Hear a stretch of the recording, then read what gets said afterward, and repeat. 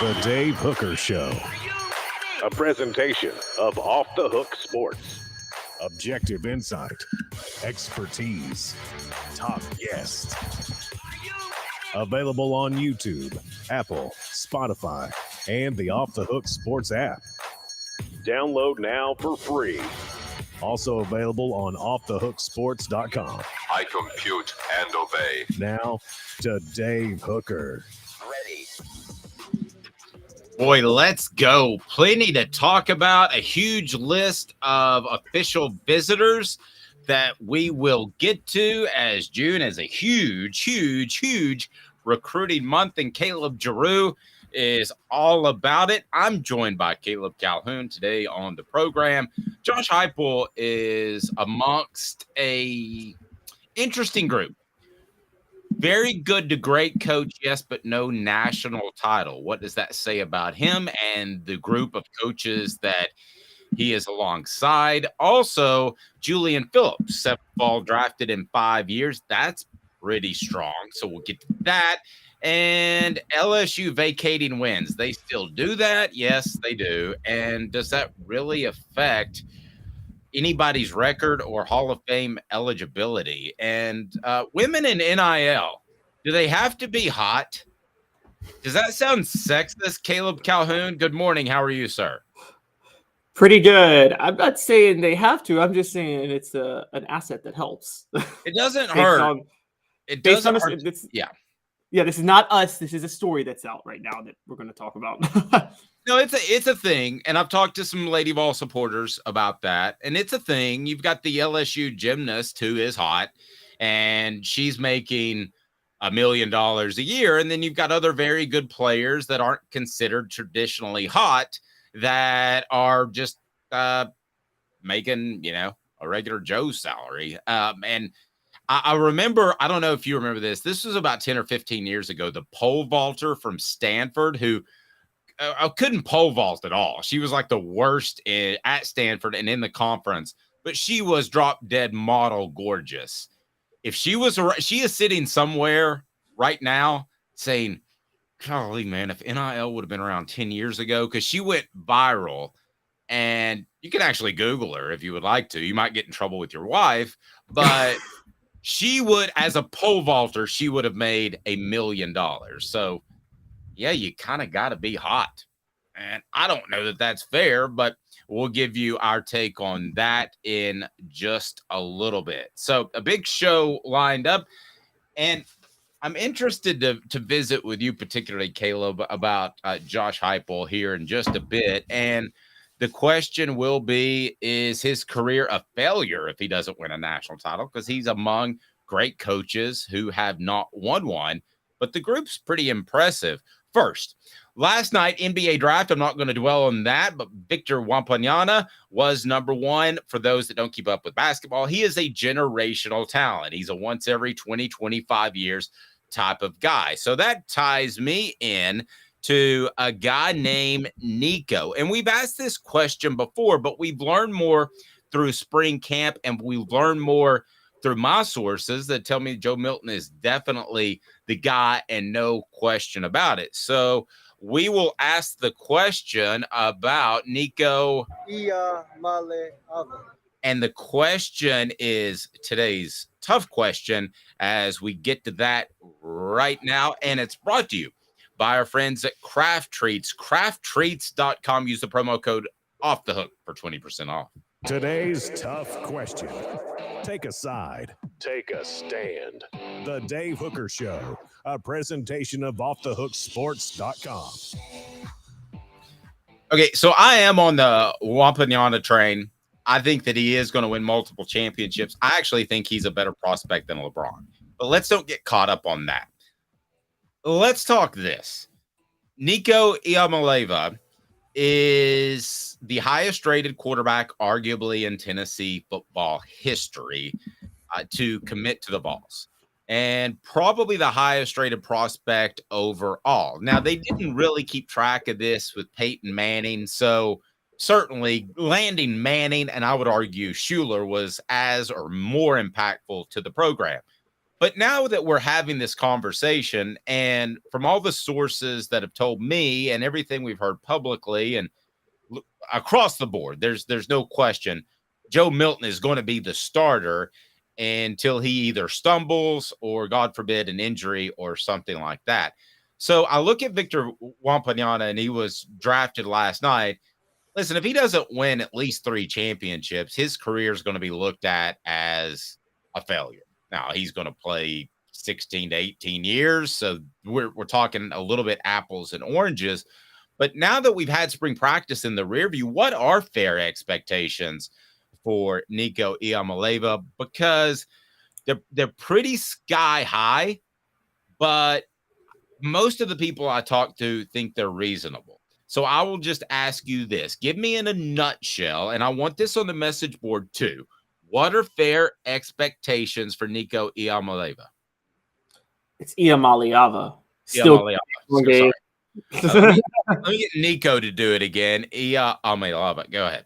I get stuck on that so bad. I'm embarrassed. Here we go. All right. So, Nico, say it for me one more time. As it is Nico Iamaleava. Iamaleava. All right. Go ahead. I got 3 names. And he's got to mirror one of these type of careers. Tommy Frazier, Danny Warfel, Tim Tebow. And I've said and what I've talked about consistently is it's very rare when you have a system coach and a system program that lands the quarterback literally crafted for that system. And that's Nico Iamaleava. Lincoln Riley runs a similar system out west at USC and did it in Oklahoma. He's never landed a Nico. He's turned quarterbacks into Heisman winners, don't get me wrong. He's never landed a quarterback like literally cut out for him. Caleb Williams is the closest he's gotten. Nico Iamaleava is more cut out for the system than Caleb Williams. I think even you would agree with that, Dave, right? Yes. I would. Yes. I would agree with that. Travis says, Dave, how do you still mess up Nico's name? I'm never doing that again. Iamaleava. Go ahead. So did I get it that time? I nailed it. You got it. Thank you. You got it. If Caleb Williams, Jalen Hurts, and Baker Mayfield and Kyler Murray can all win, not Hurts, but the other 3, those 3 can all win Heisman trophies, and then Jalen Hurts can be propelled into the highest paid quarterback in NFL history, all based on what they did in the system, because Lincoln Riley went the same system. I think it's very fair to say that Nico Iamaleava should be at a level above all of them. And that's why I name Tommy Frazier, Danny Warfel, Tim Tebow. The 3 quarterbacks that literally went to a system that they were created in a lab to run, basically. I think he should be better than all 3 of those. I think that those are fair expectations, but I'm going to pin you down a little bit here and ask you in terms of championships, in terms of team success. And if you want to throw Heisman in there, you can, but it seems like Tennessee's just cursed for that. So I've got to vote, but there's only so much I can do, kids. So I want to pin you down on expectations, and let me hear it on the message board in terms of championships. And it's brought to you by Craft Treats, crafttreats.com. Use the promo code Off the Hook, get 20% off at Craft Treats on the chill pills or any product with the chill pills. They can help with your pet's anxiety. They can help with your pet's arthritis, digestive issues. It's awesome. Crafttreats.com. Use the promo code Off the Hook. Please hit that like and subscribe button. Like, thumbs up right now. I'm going to have the bar lower the most. Okay. I'm going to go ahead and tell you that. I think it is win the East. I think those are fair expectations. There's not going to be an East when he's starting. There's not going to be an East. Okay. I think it's go to Atlanta play. Well, okay, that alters it. You're right. There's not an East. Okay. I think you have to play for an SEC championship. You have to be in Atlanta. So essentially winning the East, being the top 2 teams. However that figures out in the pod system, it's going to be straight up, straight down now. So I would say that he has to do that, and Tennessee has to make the college football playoff twice. And that's basically 2 for 2. Because if he doesn't start this year, the other fair expectation is that he's not around for 4 years, right? Right. I mean, he could always pull a Peyton Manning because he loves Tennessee, and that's cool. And the NIL money could be that much. But I think the other expectation, so I've got 3. Plays in Atlanta for a championship. I don't know that it'll overcome Georgia in the next 2 years. May, but I don't know that that's going to happen. I think Georgia's really got it rolling. If they keep speeding rolling, then maybe there's a discipline issue, and that could undermine them. So I'll say that, and you got to make the college football playoff twice, and you should be gone after 3 years. Those are my expectations. And I'm guessing, Caleb, not to put words in your mouth, they may be a little bit lower than what you think. What does our message board think? Go ahead and fill it in and hit that thumbs up button. What are fair expectations? I mean, I am. It's either a national title or a Heisman Trophy. Without one of the two, it's a disappointment. He's got to get one of the two. And I know, and Dave, I know it's your era, so you're a bit of a victim of what Tennessee did in the 90s when even though it was the best run of the modern era, I think we all agree relative to the recruiting classes, they underachieved. They should have had more than one national title. I mean, it's kind of a failure that they didn't get more than one, given the recruiting classes they got during that time. That's true. They very well could have won it 97 and 99. Right, exactly. And I mean, listening to Fred, if John Chavis doesn't put Leonard Little at middle linebacker, they probably win it in 97 and they can stop the option at that point. And so I think a lot of people in Knoxville and a lot of Tennessee fans that I understand there's that just feeling of the Peyton Manning years, like, oh, how did Peyton Manning not get a national title? But Tennessee was always out-schemed against the best teams those years. I mean, they just were. I'm sorry, but Spurrier would out-scheme Fulmer. Tom Osborne out-schemed Fulmer. No one's out-scheming Heupel.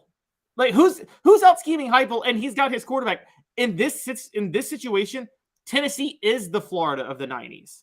So Georgia is the Tennessee of the 90s. Because I think Tennessee can out-scheme Georgia, particularly with the Ray Goff version of the offensive coordinator now in Mike Bobo at Georgia. Old drunken Ray Goff. So, yeah, I think Tennessee can absolutely out-scheme Georgia and beat them doing that. Tennessee's the Florida. Tennessee is the Spurrier. Georgia is the Fulmer of the 90s. Message board, fair expectations for Nico would be comparable to Hendon. It is a team sport after all. That's true. And I'm being completely unfair. Well, with wins and losses, it shouldn't be attached to quarterbacks. Super Bowls, national titles shouldn't be attached to quarterbacks, but they just are. I understand they're one of 22. I get that. But if he put up the same numbers as Hendon Hooker and the team had the same success, which is flirting with a college football playoff and what a top 6 finish when it was all said and done, that ain't good enough. I'm sorry. If that's the conversation we're having in 2000s, heading into the 2007 season, and he's moved on and he's the first pick by the Vikings, that's not good enough. Yeah, particularly when the NIL collective opened the checkbook for Nico. This is the other part that didn't exist back with the other quarterbacks I named. Nico got paid to go to Tennessee. He got paid. We all know it. It's not confirmed, but we all know it's true. This is how it works in the NFL. You get a big contract, your expectations raise a lot. This is why I've always said, Dave, Philly sports fans are my favorite sports fans in all of America.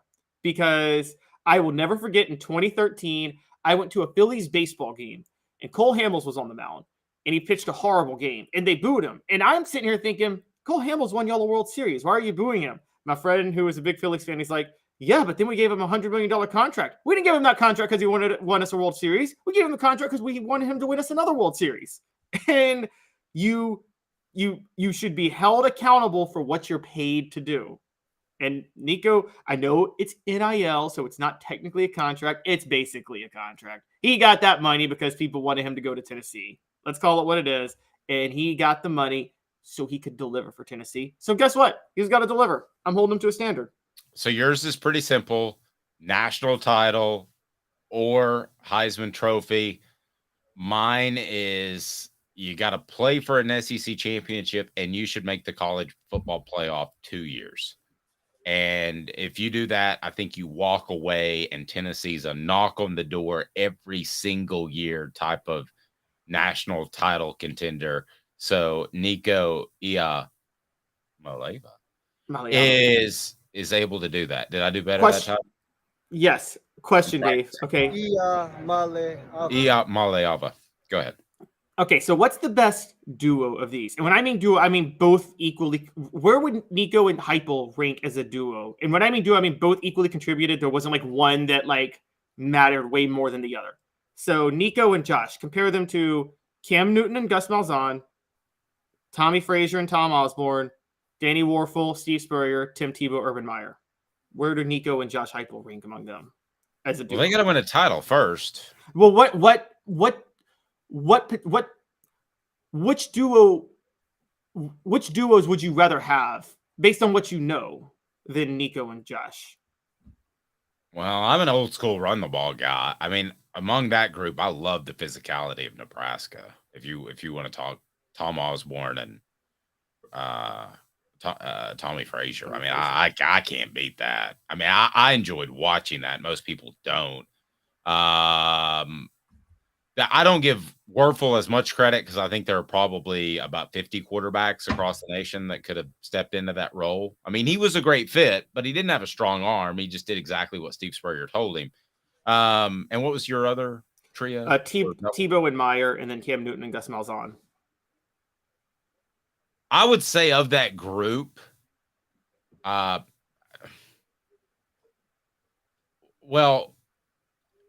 would say of that group that Tebow was the best fit for any of those. More than Nico, more than even Tommy Frazier, because I think there's somebody else that could do that. Don't forget this too, that when it comes to Tebow, he was a great leader among a team full of thugs. So he had that going for him. I mean, if they don't have that, that team goes off the rails. I mean, they were killing it for Tebow. It was borderline off the rails. I mean, you had Urban Meyer cursing.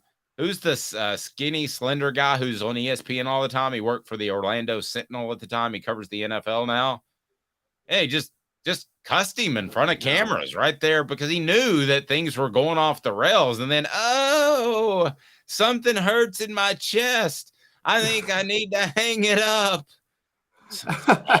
Oh yeah, leadership I can't question, but I meant like schematically it seemed like it was weird. Urban Meyer goes to Florida, and I mean, could any better quarterback have fallen out of the sky into his lap to run the spread offense than Tim Tebow? Probably not. It's time for 4 Downs. It's brought to you by Zen Sports. And man, if you haven't checked out Zen Sports or downloaded the app yet, you have got to do that. It is phenomenal. 4 Downs as we continue to talk football and expectations. Josh Heupel up next. Here we go. 4 Downs. 4 questions. 4 answers. The Dave Hooker Show. 4 Downs. A presentation of offthehooksports.com. All right, Josh Heupel is one of a handful of college football quarterbacks that has not won a national title. Oh, what did I say? Quarterbacks. He did win one as a quarterback. Yes, he did. Coaches. Maybe that teased something I was about to get to. All right, so I got 4 questions for you when it comes to Josh Heupel and the group that he is in, which is a great group, but he hasn't won a national title yet. So I want to remind you that 4 Downs is brought to you by Zen Sports, the new sports book in Tennessee, revolutionizing the way you earn sports betting rewards. That means no more deposit bonuses that turn into deposit nightmares on Zen Sports. What you see is what you get with their cash rewards program. You get a lot of cash. How about that? For a welcome bonus, earn an unlimited 5% cash back on your betting volume for your first 15 days when you sign up with the code HOOKED. That's right, unlimited 5% cash back. Anybody that signs up, just let me know, and I'll hook you up with a Hooker shirt. We've got some of those still to give away. But the promo code HOOK, keep betting, keep earning, with up to 3% cash back on your betting volume every month after that, and refer friends to earn a percentage of their betting volume as cash rewards too. Zen Sports bringing the cash back to Tennessee. So if you bet big on sports, you want to be betting with Zen Sports. Zen Sports betting just got better. So let's turn to Cooper Mays, and we'll go ahead and knock that out with first down. Coop here. First down. All right. Best coach currently that has not won a national title. Give me a handful of cats we can choose from. All right, here's a handful. There's Jim Harbaugh, Lincoln Riley, Brian Kelly. Some people will say Ryan Day, but I'm not making him an option because I just don't think he's a good coach. I agree. Josh Heupel, Sonny Dykes, Lane Kiffin, and Mike Gundy, Mark Stoops, and Chip Kelly could all be in this conversation. I think it's clearly Jim Harbaugh because he's got a team to the Super Bowl. That's pretty difficult. So. And I know that's not college. If you took him out of it, it's hands down Brian Kelly for me. So it's Harbaugh for me, a clear number one, Kelly, a clear number two, and then we could argue the rest. Do you like that lineup? Yeah or nay? Oh no, I like that a lot. I have a hard time leaving Lincoln Riley out because he's basically been a mainstay in the college football playoff. And I know he was always losing in the first round because of defensive issues, but I think that's a little bit unfair because honestly, I mean, I'm going to get in a lot of trouble for saying this, but I don't think Oklahoma is a tier 1 coaching job. I think it's a little bit harder to recruit there than people give it credit for. And so I think that's why he took the USC job. I just can't put him. If I had to pick, he's probably last just because I don't think he has a good grasp of what to do defensively and to build a fundamentally sound program. That's my problem with him.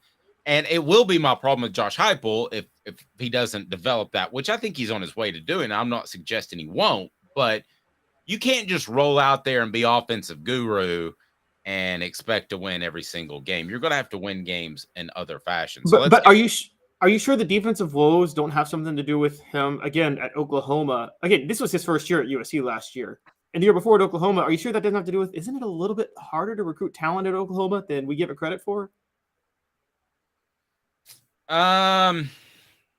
Yes. I mean, but you can get into Texas. You get a lot of kids out of Texas. I don't think it's as hard to recruit in Oklahoma as, say, a Missouri. I'm just picking a team that's in the geographic region. I think it's kind of like Tennessee. There's not a huge amount of in-state talent, but there's enough nearby states where you should be okay. I don't think that's an excuse. People said that during Dooley and Butch and Bullethead. They would say that it's hard to recruit at Tennessee. Well, it was hard to recruit for General Neyland. You know what he did? He traveled all over the United States of America. You know that. You're the historian. That was one of the first things he said. And Philip Fulmer used to cite it all the time. You can't recruit locally. So get off your duff and go get it done. I never thought that was a good excuse, especially with Derek Dooley, since he didn't go to one high school game in his entire career at Tennessee. And to be fair, Pruitt did. Pruitt actually did recruit well, as we're seeing. He did. No, he did. He did. Absolutely, he did. All right, here we go. So what down is it, Coop? Cooper Mays here. Second down. All right, second down. What coach of that group will win one first? Oh, the homerism in me is going to come out again, according to the message boards, but it's Brian Kelly. For the Kelly. record, Caleb has no tie, nor does he root for LSU. He's just high on Brian Kelly. You call it homerism. It's not really homerism. I know people think it's people think I root for LSU. I don't. I really don't. I look at the facts in front of me, and Dave has covered recruiting more than I have in the past, but I've covered recruiting a little bit, and I've tracked how underrated or overrated state talent is. Louisiana is like a top 6 state, and it's underrated state talent-wise. It's the best job in America, and it's got a good coach. Brian Kelly's winning one next. I'm not saying he's the best of the... It's scary easy to win there. Caleb and I can get 8 or 9 wins with just our buddies. It is so easy. And now that they're ahead of the curve in NIL, on top of having a good coach and on top of being in Louisiana... Like, again, I would say probably Jim Harbaugh is the best coach of the group, but Michigan's a much harder job than LSU. It's a much harder job than LSU. I'm going to say Lincoln Riley, and there are a couple of reasons. Okay, and I'm not a big Riley guy, but I think Brian Kelly, I think he's a little bit more ahead of the curve, and I think he's got a much better quarterback situation, even though we like Jaden Daniels. We don't love Jaden Daniels. Is that fair? I mean, I like him a lot. He might end up in a down year of quarterbacks being the top quarterback in the SEC. We're talking about a program that won a national title with Matt Flynn and Matt Mock, but yes. Well, that's true. But they had a guy named Joe Burrow who did pretty good. So I would take Lincoln Riley to win one. And I think another factor that helps them is they're going to be in the Big Ten and they're going to be able to run people absolutely out of the arena, Coliseum, stadium, and they're going to get a lot of rest. It's the same thing with Tennessee. And I've talked to Cooper and Jacob about this. It's darn nice to go out there and bust your rear in the first quarter and know that you're going to be able to sit on the sidelines with no helmet. There's a sense of anxiety and relaxation when they take your helmet and they say you're done for the day.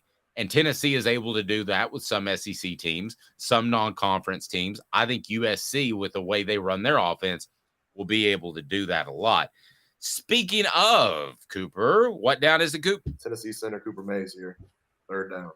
What of those coaches, which of those coaches will never win one? Will never win one. Yes.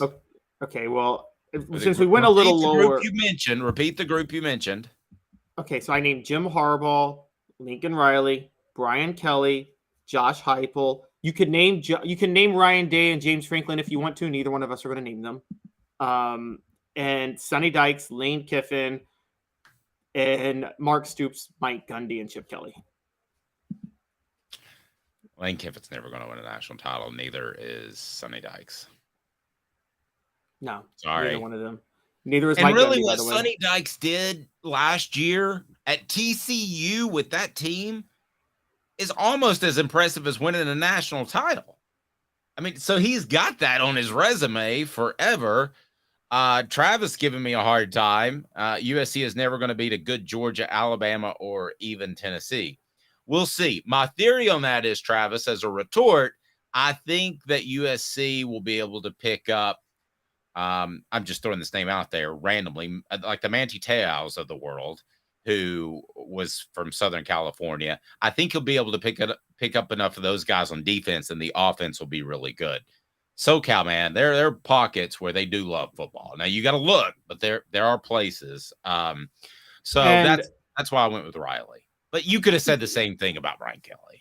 Right, exactly. And what we're laughing about that is we both agree Harbaugh. If you named Harbaugh, Brian Kelly, and Lincoln Riley, we would agree Harbaugh's the best of the three. He's the least likely to win a national title. If I had to pick among those three who would never win one, it'd be Jim Harbaugh because of where he is. I think he should leave Michigan, but that's just me.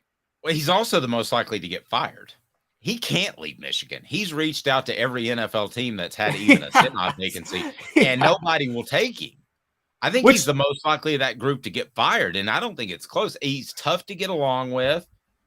He's flirting with the NFL each and every offseason. Tennessee fans, how would you feel? LSU fans, we got a lot of LSU fans and South Carolina fans for whatever reason. How would you feel if Brian Kelly or Shane Beamer is flirting with the NFL each and every year? Now, Philip Fulmer used to do that, but I kind of give Philip Fulmer a pass because he wasn't making life-changing money in the 90s. He wasn't making generational wealth. So push. I don't blame you. But nowadays, everybody's making generational wealth. And Philip Fulmer was also looking out for his assistant coaches. So I don't really hold that against Philip Fulmer. I thought that was leverage. Nowadays, if all of your coaches are making $750,000 plus and you're bringing home $6 million and you're flirting with the NFL every single year, I guarantee you there are people at Michigan that are dying to make a change. And also, right now, Michigan has the second-rate recruiting class for 2024, but they've always flirted in like the 10 to 20 range. You don't think Harbaugh flirting with the NFL is the reason they haven't been flirting with top 5 until now? I mean, I guarantee you that's going around to every other high school kid because right now is lightning in a bottle. There's a lot of negative press about Ohio State because Ryan Day, I think we're all starting to question whether or not he can get it done. So Michigan is uniquely positioned, right, Dave, to go into Ohio and poach a lot of those kids right now. And it's going to be harder for them to do that if Jim Harbaugh keeps flirting with the NFL. Well, and Jim Harbaugh, too, is like almost 60. Yeah. So he was like spending the night with punters at one point in recruiting. Do you remember that story? He spent the night with a guy. They had a sleepover so he could land a dude. Yeah. not the way I go about it. When I wanted to work with Caleb, I didn't say, "Hey, do you think the missus would mind if I hit the couch and we could play Yahtzee all night?" And and at least I'm of age. I mean, punters are, high school recruits are. Is this the Neverland Ranch? Isn't that in Michigan? I don't know. I'm really not sure if it was a punter, but it sounds better. You can Google that. Another Vol drafted into the NBA. I think that's a pretty strong sign of player development. We give Rick Barnes a hard time quite a bit, but credit him for getting another Vol into the NBA. Want to discuss that. First, though, Jacob Warren has a very important message for you. And what is that, Jacob? No, let's go with Coop. Cooper Mays here. Hit like and subscribe. That's right. Thank you, Coop. And I was looking at the analytics. So I like to share everything. We're a family here. I was looking at the analytics, and our notifications aren't as high as they should be, and that's my fault. So will you take 1 second and please turn those notifications on, because we got Celebrate 98, a Travis coming up very soon that played running back for Tennessee. Maybe you can guess which one. And also Spencer Riley, my first favorite interview of all time. He will be next week. And we got a little Dante Stallworth action. So you got to turn those notifications on. Why Rick Barnes deserves an awful lot of credit in 2 minutes off the Hook Sports. And Craving Wings South North Shore location, where we've heard people say that you can get the best wings in East Tennessee. Pero ¿quién es este? El número 87, Jacob Warren. I'll just do 6 of my sauce 87, please. Imposible, señorita. Dale 6 más. Look at these wings. Perfectas, deliciosas, fantásticas. Man, I don't know what you're saying, but it sounds awesome. How do you say fresh, never frozen in Spanish? Frescas, nunca congeladas. Make your way to Craving Wings and get you 6 más. But what was funny about Cadis, we were a full continuum of care at that time. We had detox, we had inpatient, we had outpatient. So we were doing a lot of the things that we do now. But now we just do them so much better. It's really a simple program, but we're complicated people. I am what I am, and now I got to do something about it. You can take your life back. Call Cadis today. Got cataracts? We can fix that. Never miss another moment. With a little help from Doctors Campbell, Cunningham, Taylor, and Hahn at cctis.com. Do you want to own the more that owns every job? Then get to Vassey Lawn and Garden in Cleveland and get you a Toro. I'm David Vassey, here to talk to you about Toro. With a Toro Zero Turn, you'll get more out of every minute and you'll reach the finish line faster. At Vassey's, we like to say, no matter if you're mowing 3 acres a week or 11 lawns a day, homeowners and business owners alike find confidence in equipment they can trust from top to bottom. Vassey Lawn and Garden, Highway 60 North in Cleveland. Man alive, it's worth the drive. Our family has been creating jewelry since 1986, each piece unique with a story all its own. I'm Rick Terry with Rick Terry Jewelry Designs. I'm a jeweler, and I want to be your jeweler. We're grateful that you chose us to be Knoxville's best jeweler. My family and staff look forward to serving you. So please come see us. Kingston Pike and Campbell Station Road in the heart of Farragut and downtown on Gay Street, right next to the Tennessee Theater. What's up, everybody? This is Jacob Warren, asking you to like, subscribe, and share. Dave needs this. You're listening to The Dave Hooker Show, a presentation of OffTheHookSports.com. The internet is full of pictures of each and every one of you. Available on YouTube, Apple, Spotify, and the Off the Hook Sports app. Download now for free. Is there nothing you people can't do? Also available on OffTheHookSports.com. Message board question: if we considered the negative that Milton balls out the whole season, Nico frustrated and transfers to Tennessee. Might be an issue if Joe Milton had 2 years, but I think that Nico is ready to sit a year, learn, get better. I don't think that's a major concern. Now, if Nico's not happy or something else happens, the Merklinger kid ends up being the next Peyton Manning, then yeah, I mean, he could transfer. I know jerseys are available now with names on them because of NIL, but don't go buying a bunch of them of anybody, because with this transfer portal, who knows, Caleb? I mean, I stopped buying jerseys of players I liked years ago in the pros because, just spoiler alert, when the Grizzlies drafted OJ Mayo, I thought he was the next Dwayne Wade and going to be our sexy superstar, like the flashy guy that like carries the team. And I bought an OJ Mayo jersey. Oh boy, did I get that wrong. That's funny you say that. I liked OJ Mayo a lot.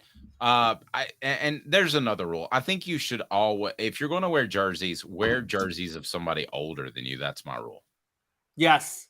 Like I would love, like I found, by the way, we're bringing on Sports Treasures in North Knoxville, and we're very excited about that. I'll tell you more as we go along, but they had a vintage, and it was almost like a sweater, Roger Staubach, and it was like authentic, and you could wear it on a cold day. And I still regret buying that. So I'm going to find out if my friend Zach at Sports Treasures there in North Knoxville can help me out, and we can get one of those. So Tennessee did have a player drafted in the NBA draft. Everybody wanted to talk about Victor Wembanyama. And by the way, the Miller kid from Alabama, what was the debate about him going second? I mean, there are some guys that I can watch in 5 seconds, and I know he's that good. I mean, literally, I saw him last year, and I was like, that guy, if not for the Wembanyama year, is the number one pick in the NBA. So I don't know what that debate was about. You got Scooter Henderson, who I thought, didn't you think Miller was an easy number 2 pick from Alabama? Yeah, I did. I'm not as high on Wembanyama as you are, though, because again, he can't pass to save his life, and that's a really, really, really crucial part of playing the game if you're a scorer from the wing. Kevin Durant, it's what's plagued him his whole career. How many super teams has Kevin Durant formed, and he's only won 2 rings because Kevin Durant can't pass? And that's he'll win 5 championships. I'm just saying, Wilt Chamberlain couldn't pass either, and he broke every record in the world and only had 2 rings to show for it. I don't know that Bill Russell could pass. Bill Russell wasn't the offense didn't go through Bill Russell. Okay. That's the offense. All right. Yeah. Way off topic. Julian Phillips, 7th Vol drafted in 5 years. That's a surprising stat from Tennessee basketball, isn't it? It's a very surprising stat, actually, particularly if you go through history. I think Tennessee had a run. I mean, we're talking from the mid 90s until from 2002 from 2003 to 2011, I don't think they had one player drafted. Not one. Which is crazy to think about. It is crazy to think about. So let's take a moment and ask ourselves the question. And Caleb is actually more anti-Rick Barnes than he is pro-LSU. And that is Rick Barnes underappreciated? I mean, he's developing talent. Players look at that. I mean, who cares what they do in the NBA if you're a Tennessee fan, right? Players, I think, want to stay and play for him. I don't think we've ever questioned if they played hard. They played tough on defense. We can question a lot of things about Rick Barnes, but is he a little bit underappreciated? No, he's what we knew he was. Rick Barnes is the David Cutcliffe of basketball. You will be developed for the NBA if you play for Rick Barnes. If you want to develop for the NBA, if you're a 3-star French, 4-star right around that area, and you go play for Rick Barnes, after 3 years, he'll develop you into an NBA prospect, aka Grant Williams, Admiral Schofield, people like that. Where he comes up short a little bit is schematics and a little bit of X's and O's, because he sticks to a certain style and a certain philosophy. But if you are somebody who wants, put it this way, if you want Tennessee basketball to be a school that looks out for the welfare of the players that come through the school and puts them in the best positions going forward, which I guess theoretically is what college is about anyway, Rick Barnes is your guy. If you want Tennessee basketball to win a national championship, he's not your best guy. Let me stop you on one thing you said. David Cutcliffe wins a championship if he's the head coach of the programs with the support like Rick Barnes has had. If he's the longtime coach at Texas and Tennessee, I believe at some point David Cutcliffe, over the course of a 25-year career, wins a national title. Do you think David? He wasn't that big of a recruiter, though, was he? From what I understood, he wasn't that dedicated to recruiting. It wasn't asked to be. He was just asked to get the quarterbacks. It was a really unique setup in that Fulmer did most of the recruiting. But no, I do think he wins a champion. You got to remember, he was in a pro style sense, he was pretty far ahead of the game and what he was doing, and the jab step and the way he would train quarterbacks to look guys open. I think he would have won a national title. But I think Barnes could win a national. No. I think Barnes could win a national title. I'm just saying he's not like, okay, you're starting a program in the 90s and you want to win a national title. Are you hiring Steve Spurrier or David Cutcliffe? Well, I'm hiring Steve Spurrier. Exactly. Yeah. I'm hiring Steve Spurrier. That's the Mona Lisa versus somebody in an. Are you hiring Tom Osborne or David Cutcliffe? Oh, come on, Dave. Come on. Oh, okay, Tom Osborne. Tom Osborne. But Are you hiring Josh Heupel? And now, are you hiring Josh Heupel today or David Cutcliffe back then? I would. Okay, that's an interesting question that you went there. I would hire David Cutcliffe if they're both coordinators at the same spot. Heupel coming out of Oklahoma, Cutcliffe coming out of Tennessee, and they're both there on the table, same age, no health issue. I would hire Cutcliffe. I think my money would be on Heupel to win a national title as a head coach before Cutcliffe. Cutcliffe is solid schematically, but it was about player development with Cutcliffe. Heupel doesn't necessarily, this isn't a knock on Heupel, this is a scheme. Heupel doesn't necessarily prepare you for the NFL as a player. The same way, by the way, I'll give you, to take it back to basketball, Rick Barnes versus Bruce Pearl. Rick Barnes is developing Tennessee players better for the NBA. That's why you have 7 players getting drafted in 5 years. Bruce Pearl didn't have anybody get drafted his whole run at Tennessee because Bruce Pearl ran a system. Now, the system made Bruce Pearl more successful than Rick Barnes, but it did not prepare players for the NBA the way Rick Barnes prepares players for the NBA. Now, while I get beat up on the message board, and by the way, Fred can't join us today because he's actually working. He is in a golf tournament, T. Martin's golf tournament, so he's lining up Celebrate 98 guests. So we gave him the day off. So sorry about no Fred today, but he apologizes. I'm not saying that I would be right, but just given the resumes at the time, I would go with Cutcliffe. Okay, but that wasn't the question, though. Now you're cheating and you're changing the rules. Okay, I'm saying, right, based on what you know right now about both coaches, who would you rather be the head coach, Josh Heupel or David Cutcliffe? What I know right now in June 2023, Josh Heupel. Yes, because even though you would trust David Cutcliffe to develop quarterbacks for the NFL better than Josh Heupel. And I would too, but you would still hire Josh Heupel because Josh Heupel's better schematically. I don't think you give David Cutcliffe enough credit for what he did in turning. There are a lot of coaches, and Josh Heupel may be one of them. I don't know, but that would look at an offense that is built to run the football and say, heck no, I'm going to throw it all over the park. Steve Spurrier was that guy.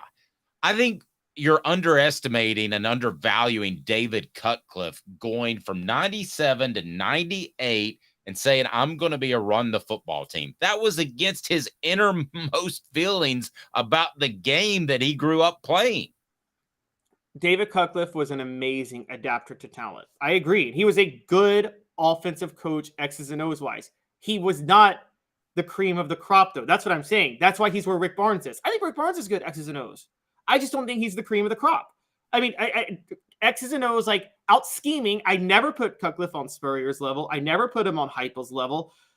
You know, I actually, looking back, maybe I would put him on Osborne's level because I don't think Osborne's really out schemed anybody. He just wasn't it the same play every time with Osborne. Just the quarterback makes the decision on whether or not to pitch it or run with it.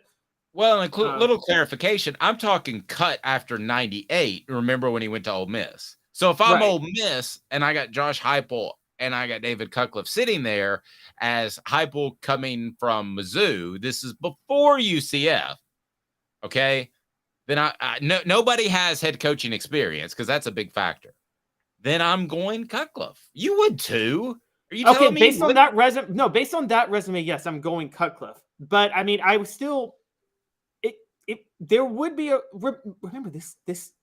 I know it was the 90s, a different time, but there's a bit of a red flag. Don't you think that Cutcliffe was offensive coordinator for 6 years before he got a job? It took him 6 years before he got hired as a head coaching job. And I think personally, people watched those Tennessee-Florida games and they thought Tennessee was so far behind Florida in scheme that I think that was held against Cutcliffe. I'll tell you why that is. You want me to tell you why that is? Yeah, go ahead and tell me. First, I'll tell you AndyMasonRealEstate.com. AndyMasonRealEstate.com will save you thousands or tens of thousands of dollars. He's my realtor. He should be yours. Tell him Off the Hook Sports sent you and that you want the best service and the best prices in the biz because that's what he offers. Over 40 years of experience. AndyMasonRealEstate.com.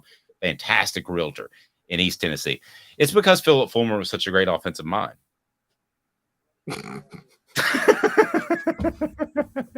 That's the funniest joke you told all day. That's the best joke you told all day. Might be, maybe in my career. Oh my gosh.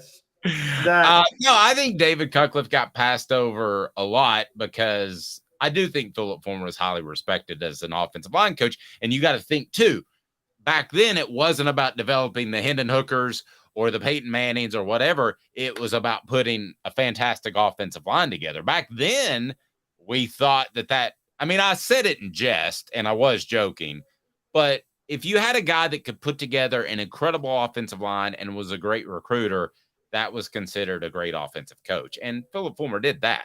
And he worked like heck. Oh, gosh, I've got that drop somewhere.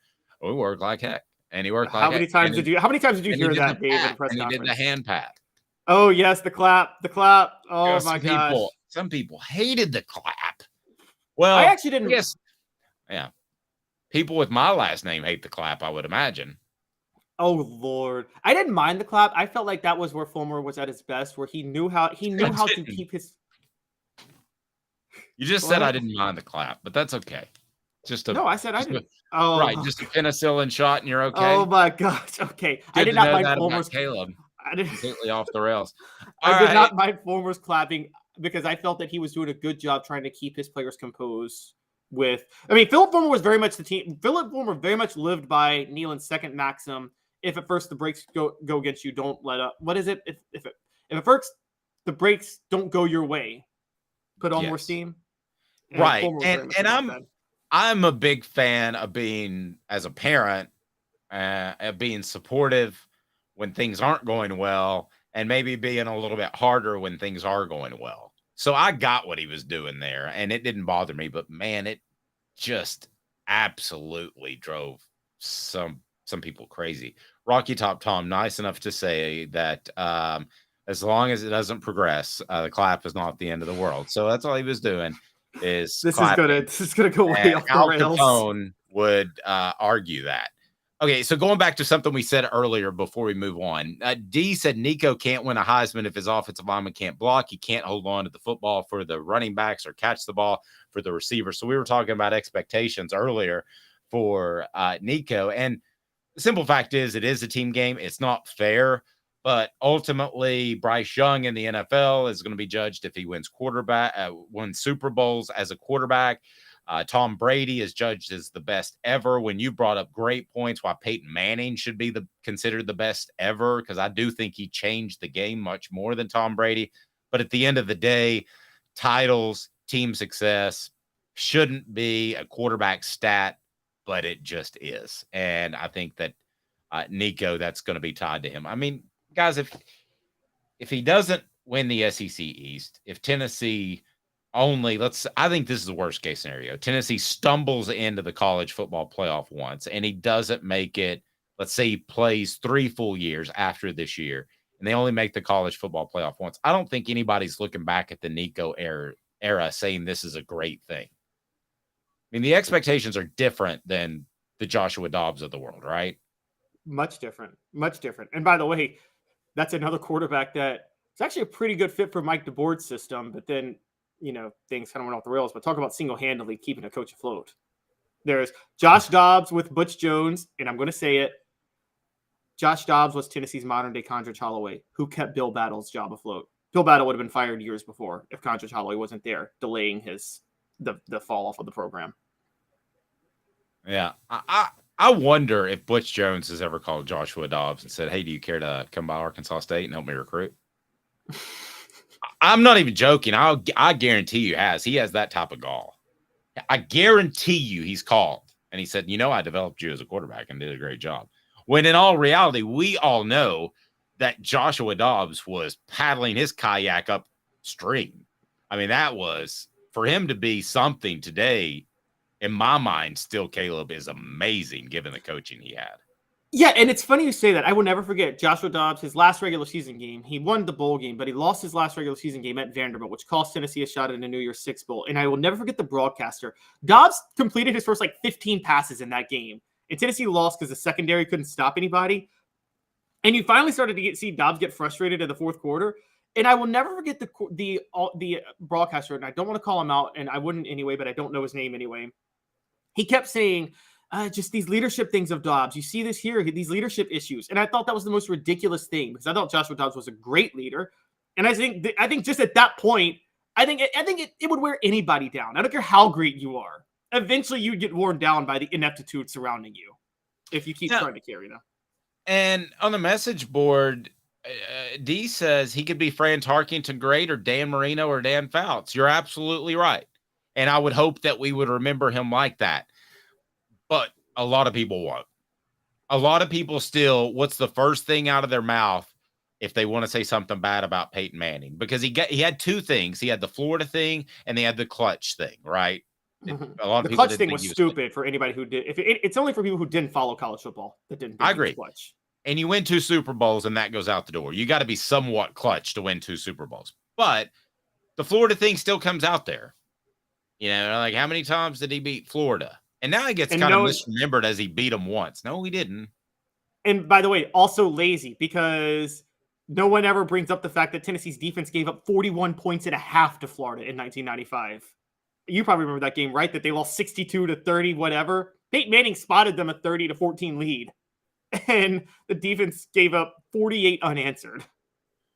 Absolutely. All right. So I think we've gotten completely sidetracked and have done 2 segments on Nico in June, which is fine with me.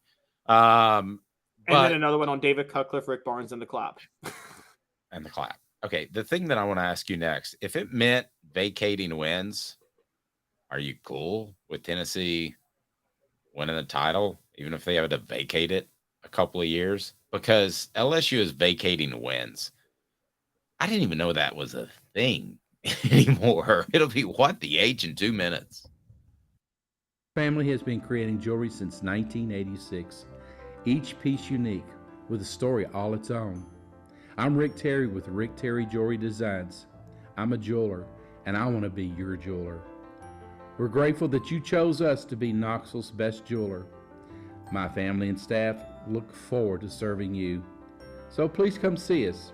Kingston Pike and Campbell Station Road in the heart of Farragut and downtown on Gay Street, right next to the Tennessee Theater. Hi, Mike Davis here with City Heating and Air, reminding you to always dare to compare. Our team provides quality local heating and air service, installation, and maintenance across East Tennessee. We use only the best equipment like American Standard heating and air conditioning for your residential, new construction, or commercial needs. Honesty, dependability, and customer satisfaction have been the cornerstones of our business since 1961. City Heat and Air. Dare to compare. With all that sun, sand, and salt water, the beach is a very relaxing place. Unless you wear contacts. Ow! Open your eyes to the best the beach has to offer with LASIK vision correction from Campbell Cunningham Laser Center. Do you want to own the more that owns every job? Then get to Vassey Lawn and Garden in Cleveland and get you a Toro. I'm David Vassey, here to talk to you about Toro. With a Toro Zero turn, you'll get more out of every minute and you'll reach the finish line faster. At Bassey's, we like to say, no matter if you're mowing 3 acres a week or 11 lawns a day, homeowners and business owners alike find confidence in equipment they can trust from top to bottom. Bassey Lawn and Garden, Highway 60 North in Cleveland. Man alive, it's worth the drive. These mountains hold and defend a spirit far better than moonshine. A drink that holds flavor that becomes necessity. A hard cider made and relished by folk who are as hearty as they are legend. A refreshment that can only be found in one place. With a taste that makes you say, give me 3 bottles of the good stuff. Tennessee Cider Company, where necessity can be found. What the? What was he thinking? Release the hounds. The Dave Hooker Show. Keep cool. A presentation of offthehooksports.com. What the H today brought to you by Bassey Lawn and Garden, Man Alive, it's worth the drive. So LSU has to vacate wins that could cost Les Miles Hall of Fame eligibility. Does Les Miles belong in the Hall? That's a whole different question. So what the H's? Are they still vacating wins? Does anybody keep track of that anymore? Does that matter? I mean, it seems so silly to me. The NCAA, I mean, for goodness sake, I mean, unless you're going to walk into LSU's facility, and they do have a tiger there, so be careful with that. Unless you're going to, have you ever thought about having a wild tiger as a mascot that actually lives on campus? It's very odd and shows how much we love football. But anyway, I mean, it's very strange to think about. I don't know. Is this still a thing that the NCAA vacates wins? I mean, would anybody in this show that's listening say that, oh, I wouldn't want to take a national championship for my favorite team if it was vacated 5 years later? I mean, who wouldn't say that? Well, it depends on the way it's vacated. And let me just say this, with the exception of like a Penn State sort of thing. Okay, with that exception. All right, taking out crimes against humanity. Would anybody say, I'll take a national championship? You can vacate it in 5 years. I would. I mean, I would too. With the caveat, as long as this isn't part of a probation that includes bowl bans later. So, for instance, USC had to vacate their 2004 national title, but they also got a 2-year bowl ban. They still haven't recovered from that. I'd take it. Yeah, I wouldn't. I wouldn't because you take it because then you look back on a national championship that doesn't count, but then you also have 20 years of futility. I mean, these probations wreck programs. These bowl bans do. There's just no denying that they do. Well, and they wrecked Alabama for a while too. So nobody's untouchable when they got hit in the early 90s with the Antonio Langham. So pragmatically, you bring up a good point. But, you know, it's been 25 years since Tennessee won a national title. It was 47 before that. So and right now we're hearing absolutely not. But that really surprises me. I mean, if you could win a national championship this year, and in 5 years they vacate that and they give you a 2-year bowl ban, would you just take it? No, not with the bowl ban. No, I would not. Sorry. It has too much of a negative impact on the long-term program. For the national championship to not count, you don't want to sacrifice the long-term future of a program for a national championship that doesn't count. Now, maybe for a national championship that counts, you do, but not for one that doesn't count. But when you write something, and this came up last year, I was writing something about Tennessee, Alabama. So that 92 game was vacated and The 93 technically game. 93. So Tennessee won, but they didn't win. I mean, you didn't write. Well, if you wrote about that, and you wouldn't this year, it's a series of streaks. Tennessee broke the streak in 93 because Alabama had to vacate a win. You wouldn't write that.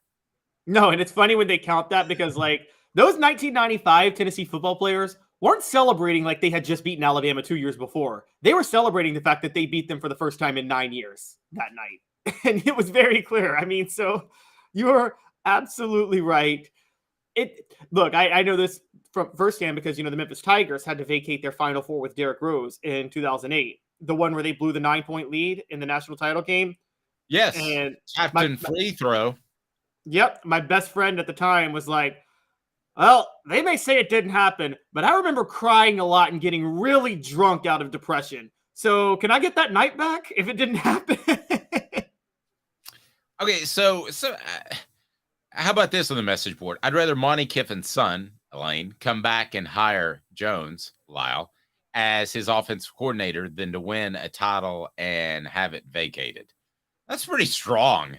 That's not that strong because, quite honestly, I'd be fine with that because Lane Kiffin would never let Butch Jones call a play. So, okay, fine, hire Jones as offensive coordinator. Lane Kiffin's the one really calling the plays.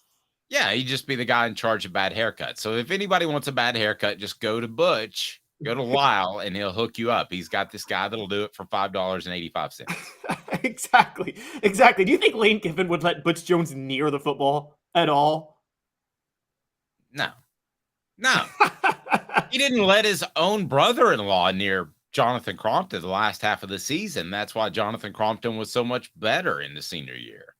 And he also didn't let Jim Chaney call the plays, which he might have been proven right on something with that. But yeah, and I asked somebody about that, and I said, it just seems like that Lane spent a lot more time with Jonathan because that's when practice was open than he was previously. And the guy told me, he said, we don't want that out because it would make David Reeves look really bad.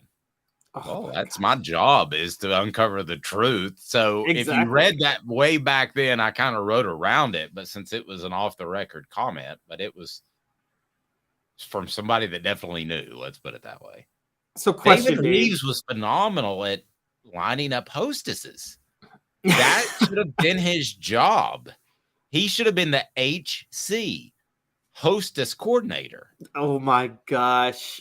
Okay, so question with these vacating wins, because the story that's interesting to me is Les Miles loses Hall of Fame eligibility because of this, unless he comes back and coaches, which no one's going to hire him again because of the toxic situations that happened at Kansas and LSU. I don't even know what happened at Kansas. What happened at Kansas?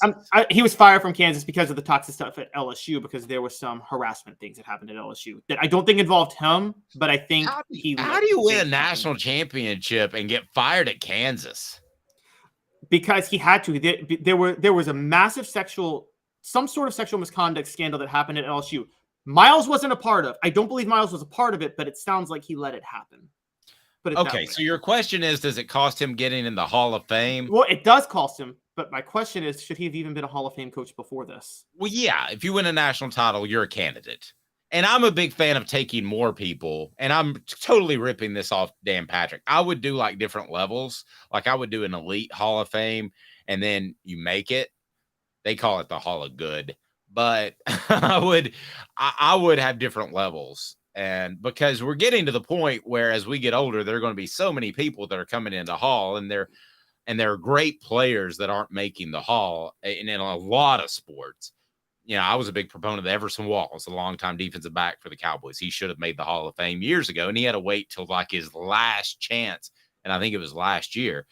So, yeah, you win a national title in football, aside from crimes against humanity, you should, I don't care if you pay players or not, you should make it to the Hall of Fame. It's a 2-loss national title, though. It's the most asterisk national. Remember what he said?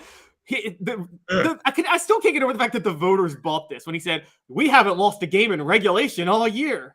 And voters literally haven't lost a game in regulation. Yes, because they lost 2 games in overtime. And voters bought that, and they're like, you know what? You're right. Let's put him in the national title game. Now, to be fair, at the same token, if Oklahoma State doesn't blow a 24-7 lead on a Friday night to Iowa State in 2011, Les Miles has 2 national titles, because then LSU plays Oklahoma State for the national title rather than a rematch with Alabama, and we know they would have beat the brakes off that Oklahoma State team. But Travis asked a good question that I've been actually kicking around in my mind. The talent gap. We've seen such a different talent gap in 50 years. Are we going to see another talent gap, or are we maximizing what humans can do?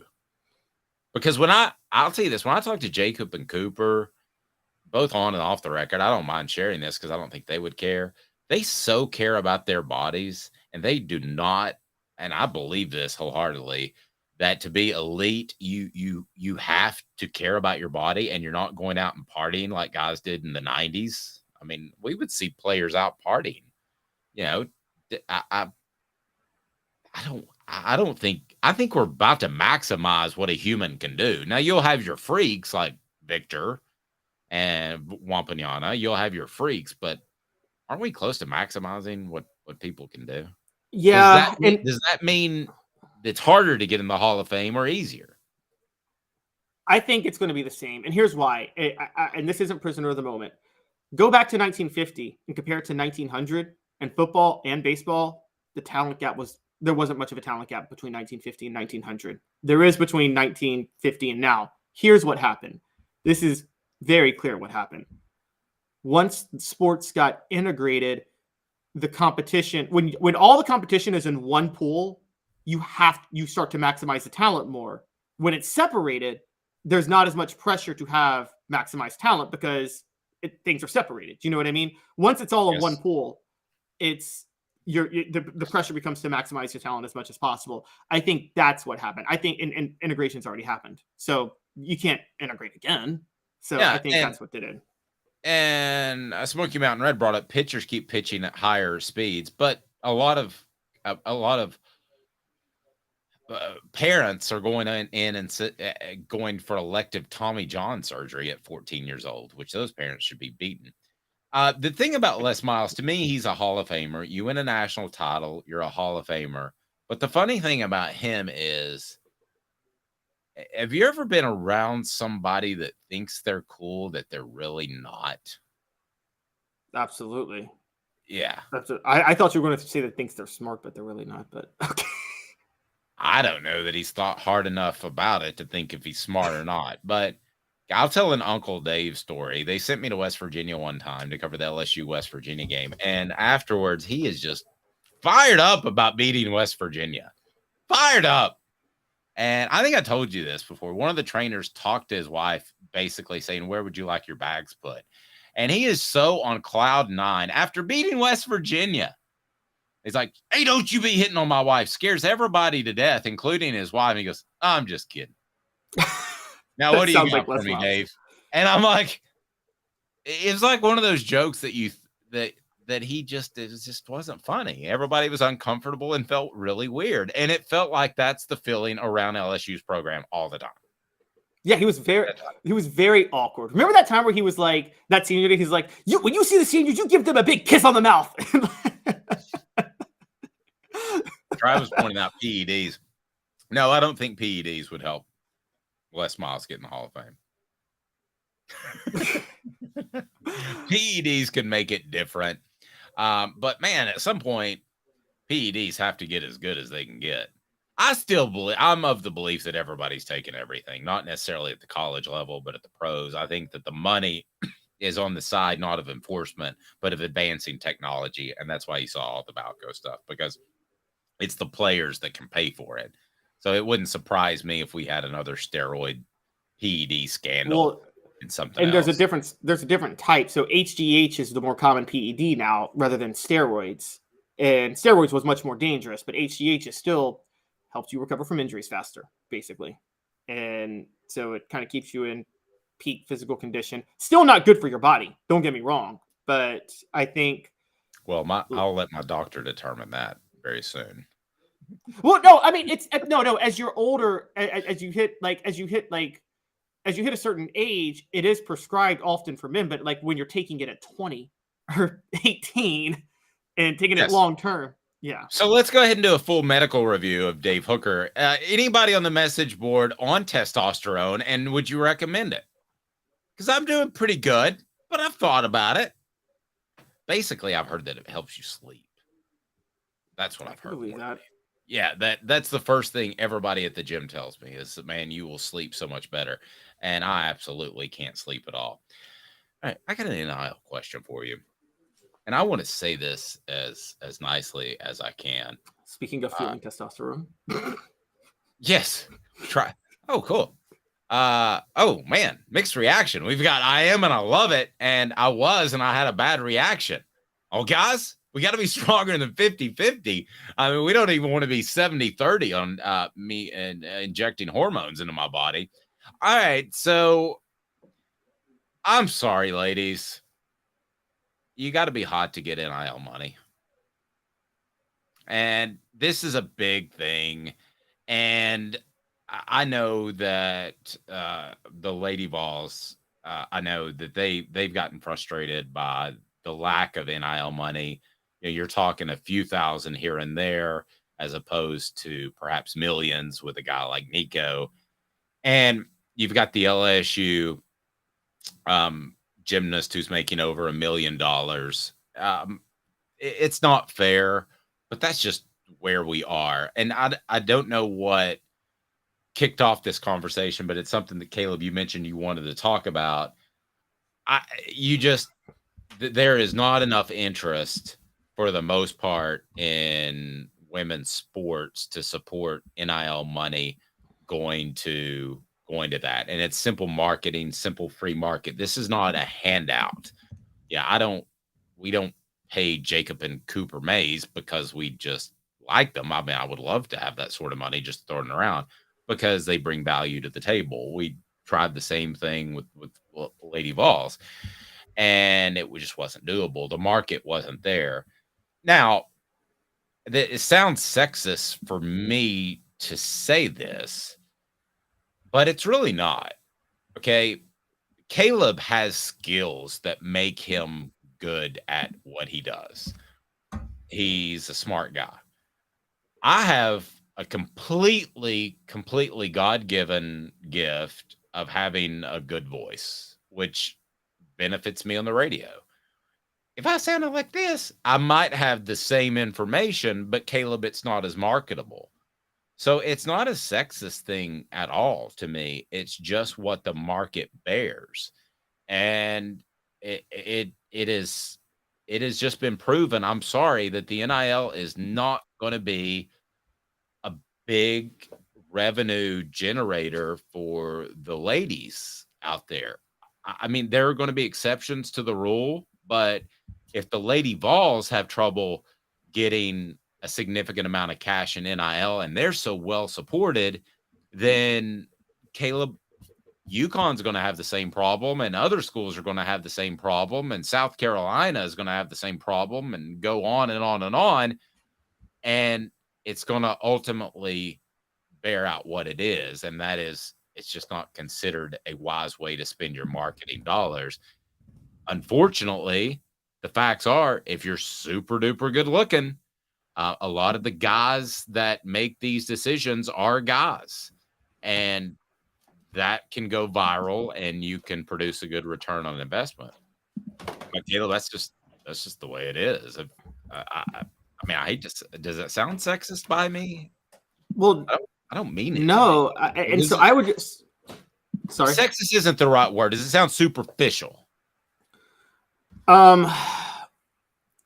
But people say that a lot. But okay, here's the thing I would push back on.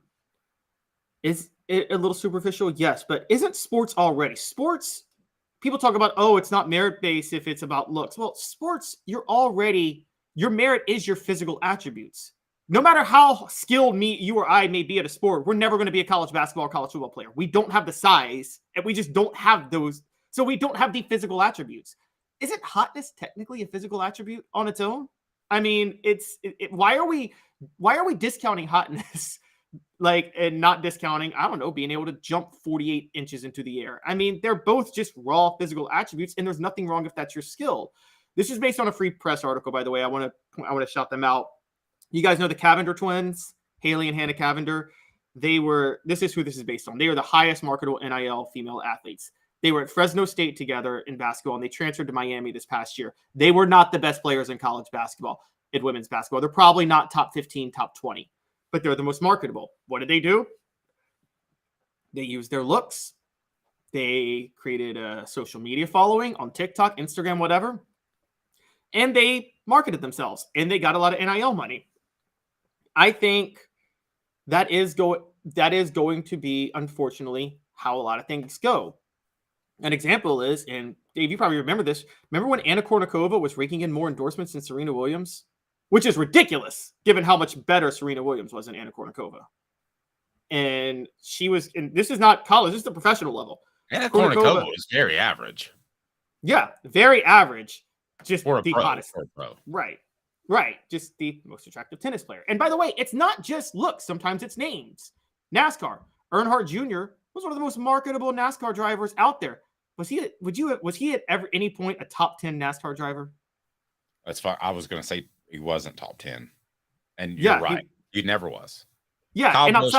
Kyle Busch in their primes, and that's when I covered NASCAR, could drive circles around Dale Earnhardt Jr.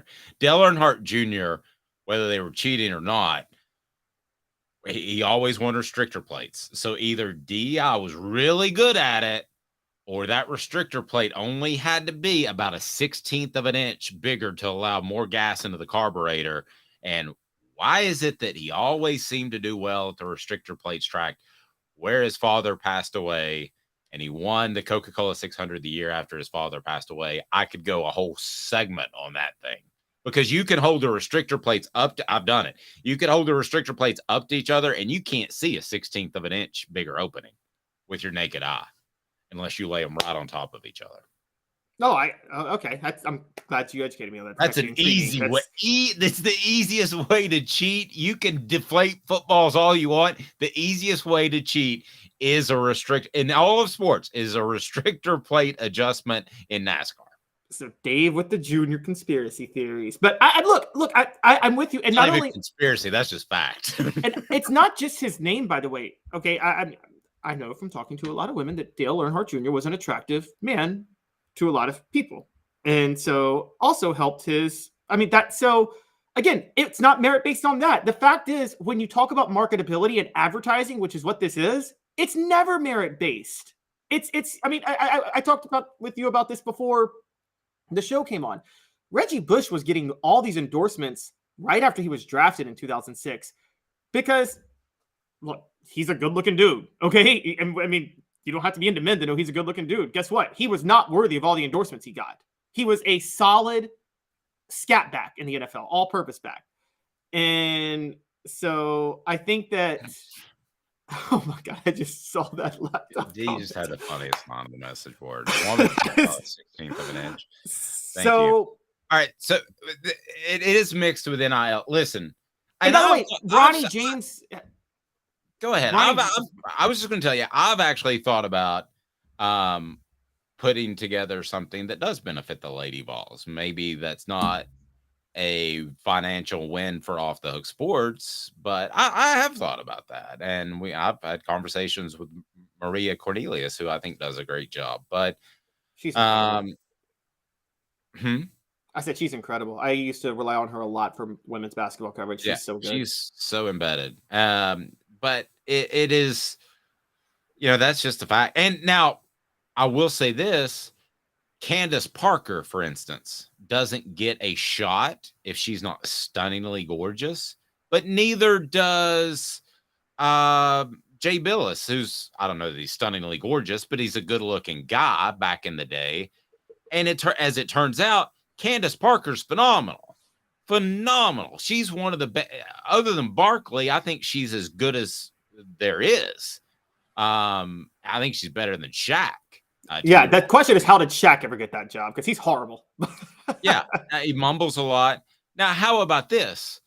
And I don't want this to sound catty or mean, but Kara Lawson is not stunning. And I think she got a job in broadcasting because she was just phenomenal. She's great at play-by-play, at color commentating as well. So there are exceptions to the rule. But I just think for the most part, when the NIL money, when you're talking about what people want to spend, the ESPNs and the broadcasters of the world, they have to at least come across as, if you want to use the word woke or whatever word you want to use, but they have to come across as open-minded to use women. So that's probably what gives Candace Parker and the Kara Lawsons the shot in the first place. Turns out they were awesome, and they're as good as most men out there, if not better. But to get those NIL deals, there's not nobody knows if Kroger's turns down the Lady Vols. You see what I'm saying? You know if ESPN has just got a bunch of white dudes that are up there. But you don't know if Kroger's turned down the Lady Vols because they find them less marketable than spending money on Nico. And also, hotness is a factor. And yes, it's a bigger factor with women. Like you said, it's a factor with men. But there are other things. I'm sure there's probably a non-binary, not very attractive, very good women's basketball player that if she played, if that person played their cards right, would be great on social media. There's a market for that on social media. If you play your cards right, you got to find a way to be a little more creative with it. And guess what? If you do that, you'll probably become a draw if you know what you're doing. That's how life and advertisement works. Not everybody in advertising is the most attractive person. Heck, I mean, Peyton Manning isn't, and he's in every commercial in the world because he's got talents elsewhere. That's a really good point. Smoky Mountain Red said, I still want to know how Sheldon Williams landed her, though. Talking about because Candace Parker was found out later in life she wasn't really into men, so she didn't understand taste, because she was also, for those who don't remember, she was also with Stanley Asumnu. Who remembers that one? There is not a meaner way to throw Sheldon Williams under the bus. So, I mean, poor Sheldon Williams with his eyes on the side of his head. Yes. So basically what you're saying is because she did not understand men whatsoever that she found Sheldon Williams attractive. That's what you're saying. Yes. She thought societal norms told her that she should find Sheldon Williams attractive. So this has been a special show. We'll leave you on that note. He's Caleb Calhoun. I'm Dave Hooker. Have a fantastic day, weekend, whenever it might be. And I tell you what, Caleb's got you for next week. I'm going to try a little vacay, but I will be doing the Celebrate 98 series. So looking forward to that. Travis Stevens coming up. Please turn your notifications on. We appreciate that. Like a stanza. I turn them back. All right. He's Caleb Calhoun. I'm Dave.